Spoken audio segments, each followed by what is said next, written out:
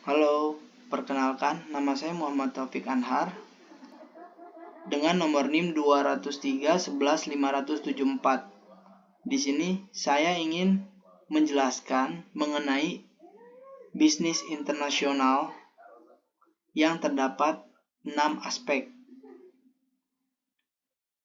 Yang pertama, saya akan menjelaskan bisnis internasional.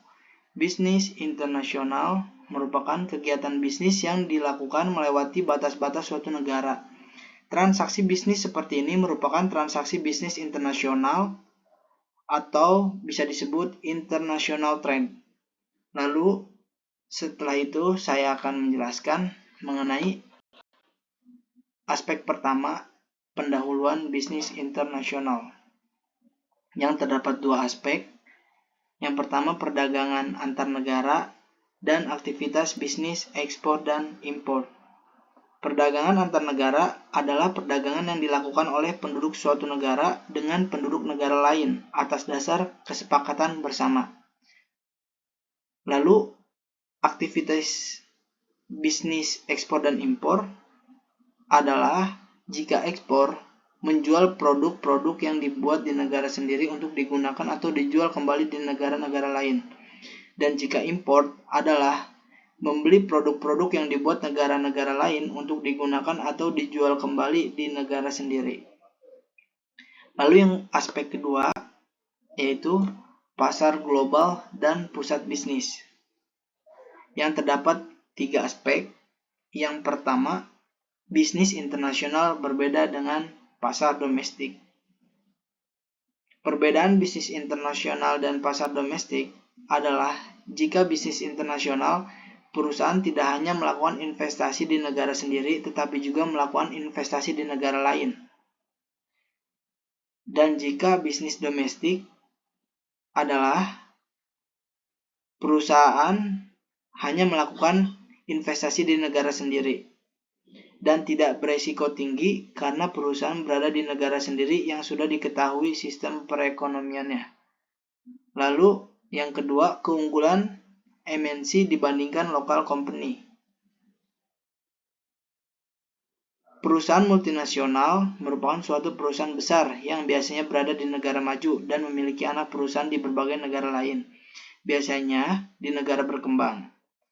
Karena perusahaan ini menjalankan bisnisnya di berbagai negara, maka bersifat usahanya mendunia, sehingga dapat memiliki pengaruh yang kuat terhadap kondisi politik global. Ciri-ciri multinational company yaitu kegiatan income generating atau pendapatan melampaui batas-batas negara, lalu memiliki manajemen global untuk koordinasi cabang-cabang di banyak negara, dan menempatkan afiliasi di negara-negara maju.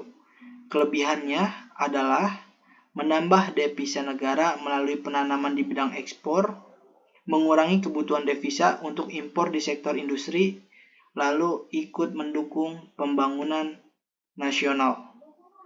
Lalu yang ketiga, globalisasi pasar. Globalisasi pasar merujuk pada proses di mana pasar dan ekonomi di berbagai negara menjadi semakin terhubung dan terintegrasi. Hal ini terjadi melalui perdagangan internasional, investasi asing, teknologi informasi, dan komunikasi yang memungkinkan produk, layanan, dan informasi untuk mengalir dengan lebih bebas di seluruh dunia. Dampaknya termasuk peluang bisnis yang lebih besar, pesaing yang lebih ketat, serta kerentanan terhadap fluktuasi ekonomi global. Globalisasi pasar juga dapat memiliki dampak sosial, ekonomi, dan lingkungan yang signifikan, baik positif maupun negatif. Lalu aspek ketiga adalah lingkungan bisnis global. Lingkungan bisnis global terdapat 4 aspek, yaitu dari lingkungan hukum, lingkungan teknologi, lingkungan akuntansi, dan lingkungan politik. Yang pertama, lingkungan hukum. Contohnya seperti hukum perdagangan internasional, peraturan dan perjanjian internasional mempengaruhi perdagangan lintas batas, seperti WTO, NAFTA, dan perjanjian perdagangan bebas lainnya. Dan juga ada hukum hak kekayaan intelektual. seperti perlindungan hak cipta, paten, dan merek dagang dapat berdampak pada inovasi dan persaingan. Lalu ada juga hukum lingkungan. Regulasi lingkungan internasional mempengaruhi praktik bisnis yang berdampak pada lingkungan. Yang kedua, lingkungan teknologi, contohnya seperti perkembangan teknologi, ketergantungan pada teknologi.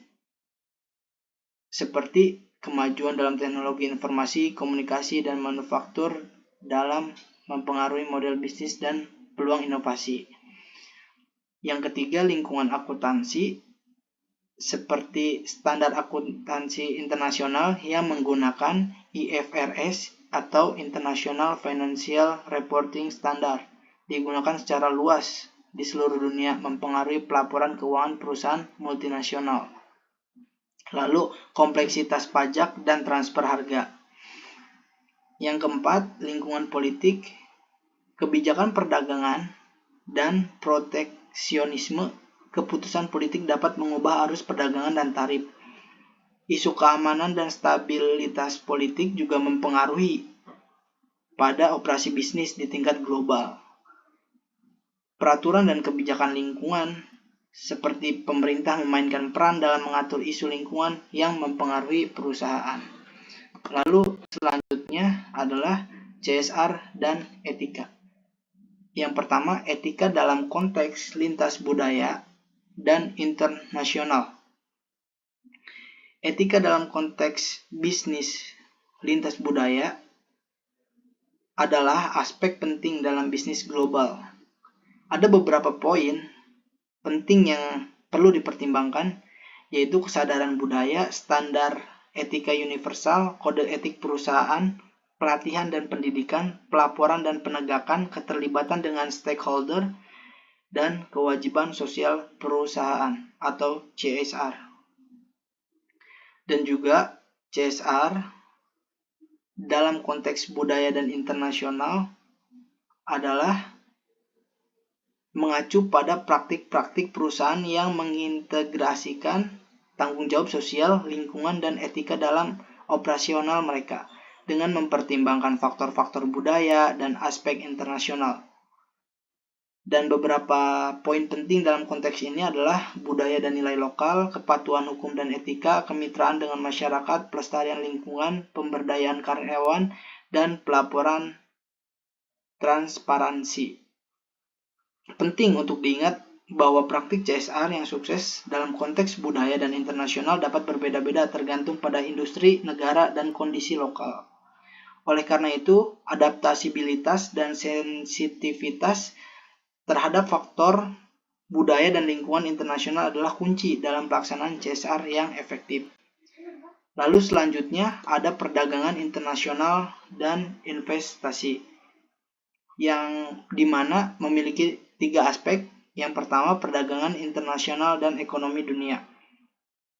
Perdagangan internasional adalah pertukaran barang dan jasa antara negara-negara di seluruh dunia. Ini memiliki dampak besar pada ekonomi dunia. Berikut beberapa poin penting terkait perdagangan internasional dan ekonomi dunia, yaitu pertumbuhan ekonomi, spesialisasi, ketergantungan, perlindungan tarif dan hambatan non-tarif, organisasi perdagangan dunia atau WTO, globalisasi, dampak sosial dan lingkungan, dan ketidakpastian. Dalam skala global, perdagangan internasional adalah elemen penting dalam dinamika ekonomi dunia dan memiliki implikasi yang luas pada pertumbuhan ekonomi, lapangan kerja, dan kesejahteraan masyarakat di seluruh dunia. Lalu, gambaran investasi internasional. Investasi internasional adalah praktik mengalokasikan dana atau aset ke luar negeri dengan tujuan mendapatkan keuntungan atau diversifikasi risiko. Gambaran umum investasi internasional mencakup jenis investasi, tujuan, risiko, portofolio diversifikasi, instrumen investasi, regulasi, faktor ekonomi dan politis, dan perkiraan keuntungan.